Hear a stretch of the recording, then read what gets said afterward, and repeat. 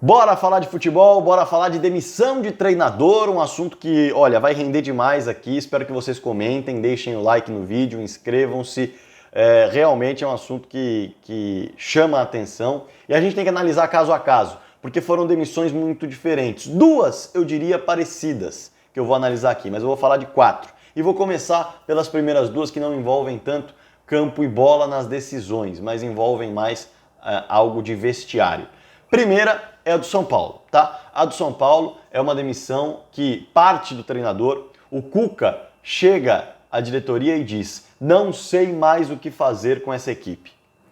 Quando o líder da equipe admite que não sabe o que fazer mais para alcançar o objetivo do clube, aí não tem como. É questão de encomendar papelada, rescisão de contrato e tocar a vida, buscar um novo líder. Não dá para você chegar para alguém que não enxerga mais possibilidades e falar: continua, vai dar certo.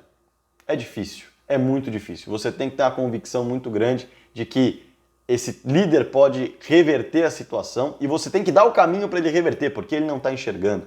Então, nesse momento, dá para dizer que essa troca de comando no São Paulo, ela é uma troca forçada.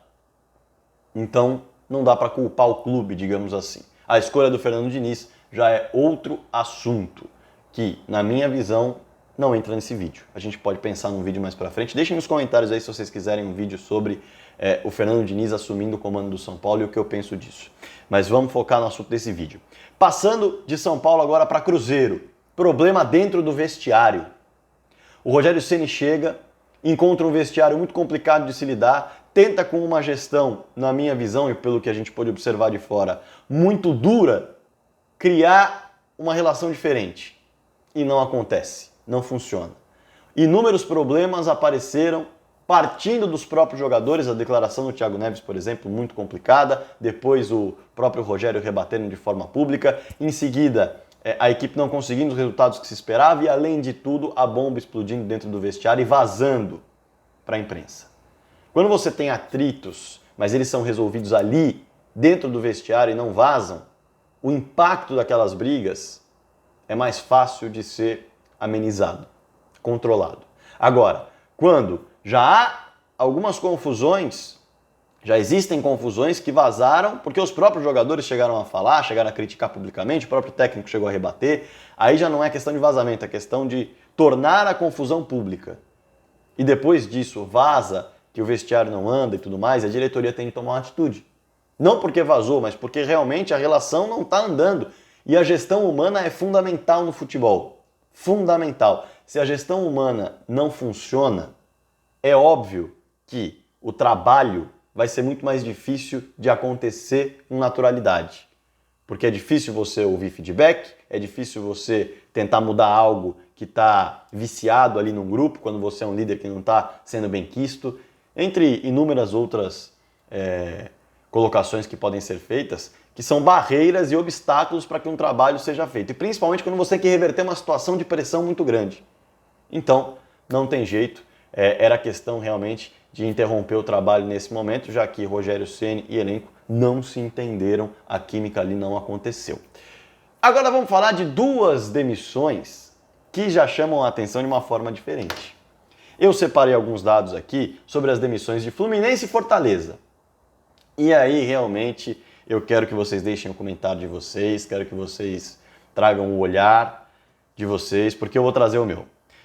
Futebol é desempenho e futebol também é resultado. Os dois têm que caminhar juntos, tá? Isso é inegável. Então não adianta você jogar muita bola, mas não conseguir ganhar jogo. Ou você desenvolver cada vez mais um desempenho melhor e ganhar pouquíssimos jogos com isso. A conta não fecha. Principalmente porque você tende a alcançar objetivos em algumas temporadas e, se não alcançá-los, minimamente você tem de se manter no mesmo lugar. Ser rebaixado é financeiramente e historicamente muito complicado para qualquer clube. O Fluminense vivia essa situação com o Fernando Diniz. A troca de comando, pelo que eu pude perceber, envolveu uma ideia de manter, talvez, o estilo de toque de bola, porque os times do Oswaldo gostam de tocar bola, de trabalhar bola, mas ao mesmo tempo não são um time tão exposto. Então a equipe do Fluminense, que era uma equipe que jogava muito para frente, ficava muito exposta, não conseguia os resultados, acabou sendo uma equipe que se bagunçou, não conseguiu se encontrar ofensivamente de novo e defensivamente não aconteceu o que se esperava, o efeito do Oswaldo de Oliveira para tentar buscar pontos e tentar se livrar o mais rápido possível da zona de rebaixamento. Agora, se havia uma convicção de que o Oswaldo poderia fazer esse trabalho, você não pode mandar um treinador embora com 7 jogos. O Oswaldo de Oliveira acumulou 2 vitórias, 2 empates e 3 derrotas. O Oswaldo entrou no mata-mata da Sul-Americana, empatou com o Corinthians e foi eliminado. Aí o Oswaldo vence o Fortaleza fora de casa, resultado importante para quem está lutando contra o rebaixamento. Depois perde do Avaí em casa, resultado ruim na terceira partida. Na quarta perde do Palmeiras fora. Não tem como classificar como um resultado ruim se a equipe luta contra o rebaixamento e pega uma que tem o melhor primeiro turno da sua história e luta pelo título brasileiro, jogando dentro da sua casa, jogando dentro do Allianz Parque. Não tem como classificar esse resultado como ruim. Acontece. Agora, depois disso, vence o Corinthians, jogando em Brasília, teoricamente em casa. Vence o Corinthians, que é uma equipe da parte de cima na tabela, pontos importantes conquistados. Em seguida, perde do Goiás por 3-0, realmente um vareio de bola, aí é outra história. Tem que ser observado com carinho, com cuidado, mas é uma equipe que luta contra o rebaixamento, é óbvio que vai oscilar, principalmente em um início de trabalho e uma mudança de filosofia. Não de filosofia exatamente, mas mudança de alguns conceitos. Por fim, empata com o Santos por 1-1 jogando em casa, o Santos que até outro dia lutava pelo título e tem um trabalho extremamente elogiado no Campeonato Brasileiro. A demissão vem no momento de crise do elenco, talvez, aquela briga ali com o Paulo Henrique Ganso, a torcida pressionando, mas o torcedor, claro, vivendo um momento de pressão, de receio, de medo, vai pressionar por uma mudança de técnico, ainda mais com o Cuca, que fez história no Fluminense salvando de rebaixamento, vai pressionar, mas a gestão e a diretoria tem que trabalhar com a cabeça, não com o coração, que é com o que o torcedor trabalha. Você não pode mandar um treinador embora com 7 jogos. Ele não mostrou o trabalho dele. Então você não contratou alguém que você tinha convicção. E aí que está o grande erro. Só um detalhe, os últimos 7 jogos do Fernando Diniz, 3 vitórias, 1 empate e 3 derrotas. Repetindo, o desempenho do Oswaldo de Oliveira. 2 vitórias, 2 empates e 1 derrota. A diferença foi 1 vitória a mais, que na verdade era um empate para o outro, ou seja, praticamente igual. Vamos falar do Fortaleza, tá? Com relação ao Fortaleza, é o seguinte, demitiu o Zé Ricardo com 7 jogos, 1 vitória, 2 empates e 4 derrotas. Qual era o aproveitamento do Rogério nos últimos 7 jogos dele, quando escolheu trocar a equipe do Fortaleza pelo Cruzeiro? 2 vitórias, 1 empate e 4 derrotas. Aproveitamento muito parecido.